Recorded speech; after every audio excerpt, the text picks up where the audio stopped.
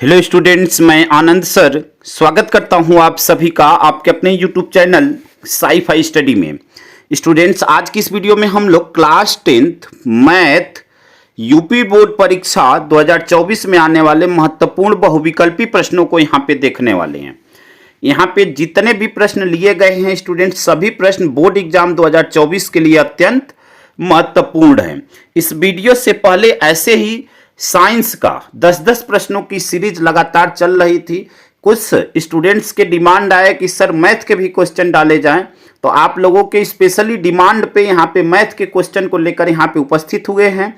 और यह सभी प्रश्न बोर्ड एग्जाम में अलग अलग सालों में रिपीटेड हैं और यह सभी प्रश्न बोर्ड एग्जाम 2024 के लिए अत्यंत महत्वपूर्ण है। इसलिए इस वीडियो को शुरू से अंत तक जरूर देखिएगा स्टूडेंट्स। आइए वीडियो को स्टार्ट करते हैं। प्रश्न नंबर 1 है, किसी पूर्णांक यम के लिए प्रत्येक समपूर्णांक निम्नलिखित रूप का होता है। फर्स्ट ऑप्शन है m, सेकेंड ऑप्शन है m+1, थर्ड ऑप्शन है 2m और फोर्थ ऑप्शन है 2m+1। तो यहां पे देखिए, किसी पूर्णांक यम के लिए, पूर्णांक क्या होता है? पूर्णांक यानी 1, 2, 3, 4 ऐसे डैश डैश डैश अनंत तक वह सभी पूर्णांक होते हैं जो पूरे पूरे अंक हों। ठीक है, वह भिन्न में ना हो, वह दशमलव में ना हो, पूरे पूरे अंकों से पूर्णांक कहते हैं। अब कह रहा है कि यम का मान, कौन सा मान रखा जाए कि प्रत्येक स्थिति में वह सम ही आए। तो देखिए यहाँ पे यम है, अब यम का मान 1, 2, 3, 4 तो सभी तो सम होंगे नहीं, तो यह तो रॉन्ग आंसर हो जाएगा फर्स्ट ऑप्शन। सेकेंड ऑप्शन है m+1। चलिए यम का मान 1 रखते हैं तो 1 + 1 2 सम होगा, लेकिन 2 रखे तो 2 + 1 3 हो जाएगा, 3 सम संख्या नहीं है तो गलत हो गया। थर्ड ऑप्शन 2m, अब 2 × 1 तो 2 होगा, 2 × 2 तो 4 होगा, 2 × 3 तो 6 होगा, 2 × 4 तो 8 होगा। यानी प्रत्येक स्थिति में क्या आ रही है? सम संख्या आ रही है। सम संख्या क्या होती है? ऐसी संख्या जिसमें 2 से भाग देने पे पूरा पूरा कट जाए उसे सम संख्या कहते हैं। तो यहाँ पे ऑप्शन नंबर 3 आपका राइट आंसर हो जाएगा। उम्मीद करते हैं कि इस प्रश्न को आप समझ गए होंगे। आइए अगले प्रश्न को देखते हैं। अगला प्रश्न आपका प्रश्न नंबर 2 है, बहुपद x² - 2x - 3 के शून्यक होंगे। तो यहां पे इसका आपको गुणनखंड करना है। जैसे इसका गुणनखंड करेंगे, देखिए क्या होगा। हम गुणनखंड डायरेक्ट करते हैं तो x² - 3x + x - 3। तो यहां से देखिए, इन दोनों में एक साथ कॉमन, इन दोनों में एक साथ कॉमन, तो यहां से x कॉमन लेंगे तो यह क्या बचेगा? x - 3। यहाँ पे कुछ नहीं कॉमन मिलेगा तो 1 होगा, तो यह भी हो जाएगा x - 3। हमें x का मान चाहिए, ठीक है। तो x के मान के लिए क्या होगा? देखिए यहाँ से x - 3 = 0, तो x बराबर क्या हो जाएगा? 3 हो जाएगा। यहाँ पे x + 1 = 0, पक्षांतर कर देंगे तो x बराबर -1, यानी 3 और -1। ऑप्शन नंबर 3 आपका राइट आंसर हो जाएगा, 3 - 1। आइए अगले प्रश्न को देखते हैं स्टूडेंट्स। अगला प्रश्न आपका प्रश्न नंबर 3 है, बहुपद 3x² + 5x - 2 के शून्यकों का योगफल है। देखिए शून्यकों का योगफल, शून्यकों के योगफल को हम लोग अल्फा और बीटा से प्रदर्शित करते हैं। योगफल पूछा हुआ है तो अल्फा + बीटा बराबर होता है -b/a। ठीक है, -b यानी जो x का गुणांक होता है वो -b होता है। यानी यहाँ पे x का गुणांक क्या है? 5 है। माइनस फार्मूले में है तो 5 या माइनस लगेगा, बटे में a जो है x² का गुणांक होता है। x² का गुणांक यहाँ पे 3 है, तो -5 बटे में 3। यहाँ पे आप देख रहे हैं कौन से ऑप्शन में है? तो ऑप्शन नंबर 3 में है। तो ऑप्शन नंबर 3 आपका राइट आंसर हो जाएगा। उम्मीद करते हैं स्टूडेंट्स कि यहाँ तक आप बिल्कुल अच्छी तरह समझ गए होंगे। आइए अगले प्रश्न को देखते हैं। आप यहाँ पे अगला प्रश्न आपका प्रश्न नंबर 4 है। देखिए प्रश्न क्या है, यदि त्रिघात बहुपद x³ + ax² + bx + c का एक शून्यक -1 है तो अन्य दो शून्यकों का गुणनफल है। तो देखिए यहाँ पे इस प्रश्न में करना क्या है, सबसे पहले जो त्रिघात बहुपद दिया है उसका एक शून्यक दिया गया है। यानी यहाँ पे आपको x बराबर -1 दिया हुआ है, एक शून्यक। अब इसका अगर पक्षांतर करें तो यह क्या हो जाएगा? x + 1 हो जाएगा। यानी x + 1 से इस बहुपद में भाग देंगे। ध्यान से समझ लीजिए, x + 1 से इस बहुपद में भाग देंगे। अगर भाग करके हम दिखाएंगे तो वीडियो बहुत लंबा होगा, आपको प्रोसीजर बता देते हैं। अब जब आप भाग देंगे तो आपको द्विघात बहुपद प्राप्त हो जाएगा, और द्विघात बहुपद पूछा हुआ है, प्राप्त हो जाएगा, तब आपसे क्या बोला हुआ, दो शून्यकों का गुणनफल, यानी वहां से आपको अल्फा इंटू बीटा निकालना रहेगा, जो कि c बाई ए होता है। c जहाँ पे कांस्टेंट अचर पद होता है और a जो है एक्स स्क्वायर का गुणांक होता है। तो आप इसको निकाल लेंगे तो आपका आंसर आ जाएगा। आपको बता दें यहाँ पे ऑप्शन नंबर फर्स्ट आपका राइट आंसर होगा, ठीक है, b माइनस ए प्लस 1, यह आपका राइट आंसर होगा। ठीक है, उम्मीद करते हैं कि इस बात को आप समझ गए होंगे। आपको स्वयं डिवाइड करना है, डिवाइड करके और आपको द्विघात समीकरण बन जाएगा, वहां से इस फार्मूले का यूज करना है। आइए अगले प्रश्न को देखते हैं। अगला प्रश्न आपका प्रश्न नंबर 5 है। देखिए प्रश्न क्या है आपका, यदि द्विघात बहुपद k minus 1 x square plus के एक्स प्लस 1 के शून्यकों में से एक शून्यक माइनस 3 है तो k का मान है। तो यहाँ पे देखिए k के मान को निकालने के लिए क्या करेंगे, x के स्थान पे इस जो बहुपद दिया गया वहां पे -3 रखेंगे। तो देखिए क्या होगा, यहाँ से k माइनस 1, ठीक है, x स्क्वायर है तो x के स्थान पे -3 और उसका स्क्वायर करेंगे तो माइनस माइनस मिलकर प्लस हो जाएगा, 3 का स्क्वायर 9 हो जाएगा, प्लस यहाँ पे देखिए kx, तो k मल्टीप्लाई x का मान क्या है -3, ठीक है, अब प्लस 1। अब इसको हल कर लेते तो 9 का गुणा कर लेंगे तो यह क्या हो जाएगा, 9k माइनस 9, अब प्लस माइनस मिलकर क्या हो जाएगा माइनस, यह हो जाएगा आपका 3k, अब प्लस 1 बराबर 0। अब यहाँ से देखिए 9k और 3k, तो 9 में से 3 गया तो क्या हो जाएगा 6k, ठीक है, 9 माइनस 9 प्लस 1, तो 9 में से 1 गया 8 होगा चिन्ह बड़ी संख्या का, यानी -8 बराबर 0। पक्षांतर कर देंगे तो यहाँ से क्या हो जाएगा 6k बराबर 8। अब यह k कहाँ 6 कहाँ चला जाएगा, बटे में कट कर देंगे, 2 चौक के 8 और 2 तिहाई 6, 4/3।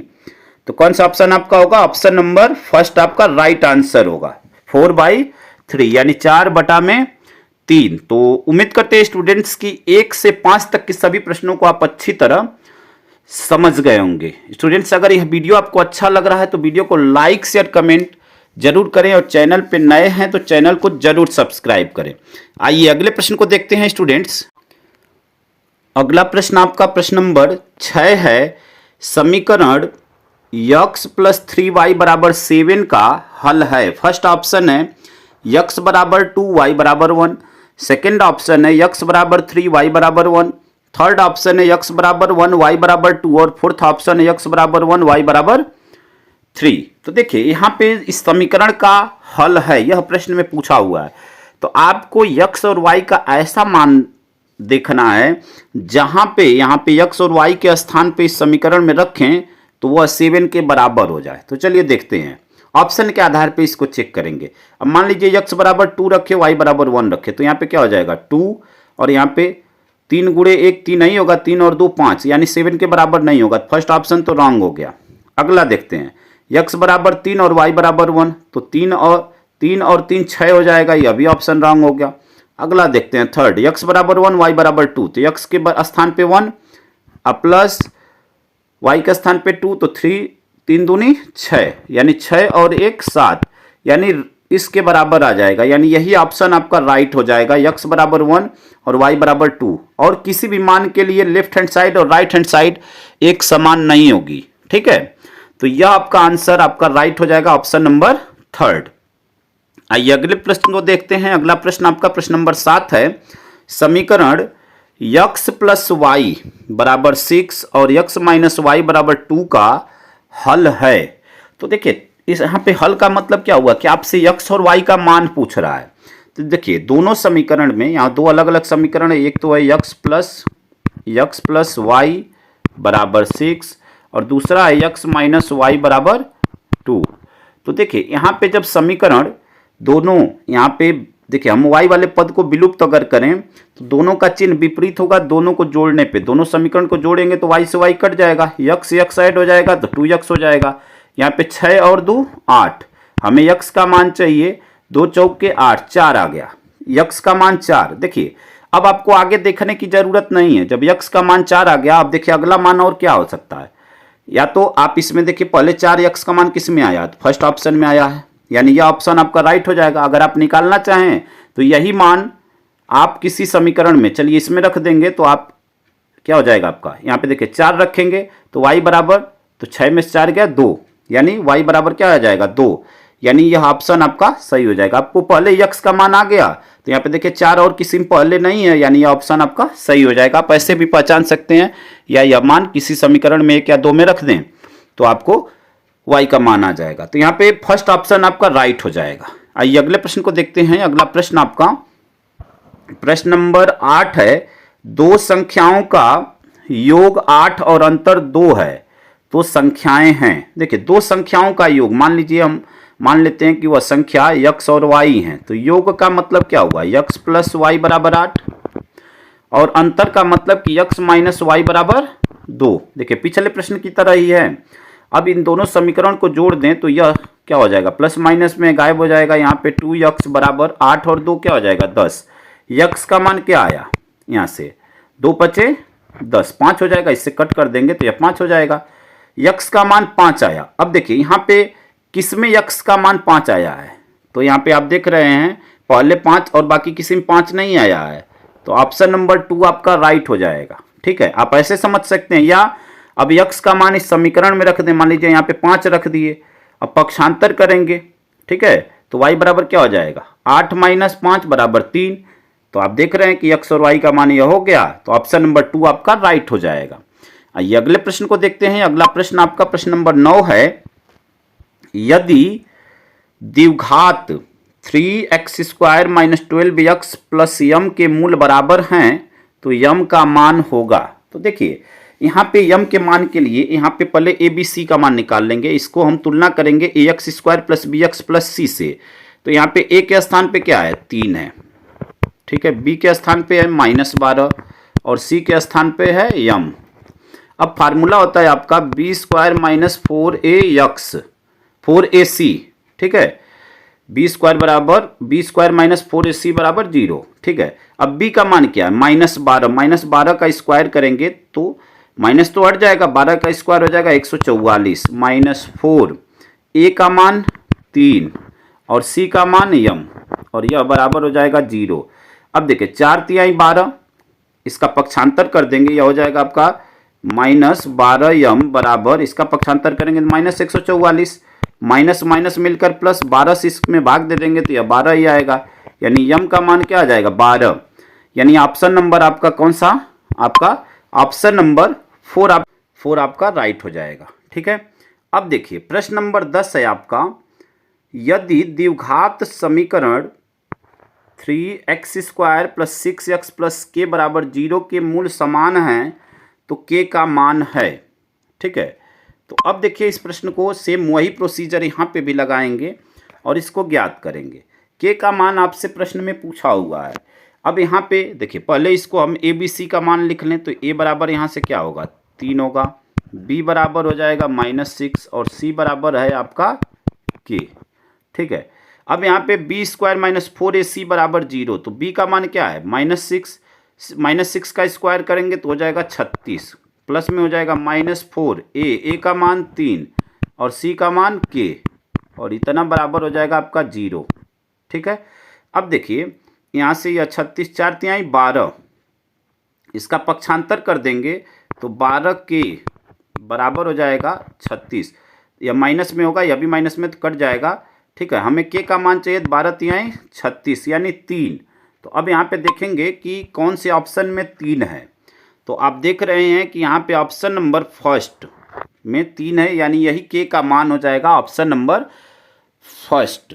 ठीक है, अब देखिए स्टूडेंट्स, मैं उम्मीद करता हूँ कि 1 से 10 तक के सभी प्रश्नों को आप अच्छी तरह ध्यानपूर्वक जरूर समझे होंगे। ठीक है, यह सभी प्रश्न आपके बोर्ड एग्जाम 2024 के लिए अत्यंत महत्वपूर्ण हैं। यह सभी प्रश्न आपके 2024 के लिए अत्यंत महत्वपूर्ण हैं। तो सबसे पहले अगर आप क्लास 10th के स्टूडेंट्स हैं तो इस वीडियो को शुरू से अंत तक ज़रूर देखें, और देखने के बाद अगर यह वीडियो आपको अच्छी लगती है तो वीडियो को लाइक शेयर कमेंट करें, और कमेंट करने के बाद अपने किसी एक दोस्त तक, एटलीस्ट एक दोस्त तक इस वीडियो को शेयर करें। अगर उससे अधिक करेंगे तो और हमें अच्छा लगेगा। तो धन्यवाद आप सभी का। अगर आप अधिक प्यार देंगे इस वीडियो को तो अधिक से अधिक ऐसी ही वीडियो आपको लगातार प्रोवाइड की जाएगी। आप सभी विद्यार्थियों को आपके एग्ज़ाम के लिए all the best. Sci fi study आपके साथ है। धन्यवाद। जय हिंद, जय भारत।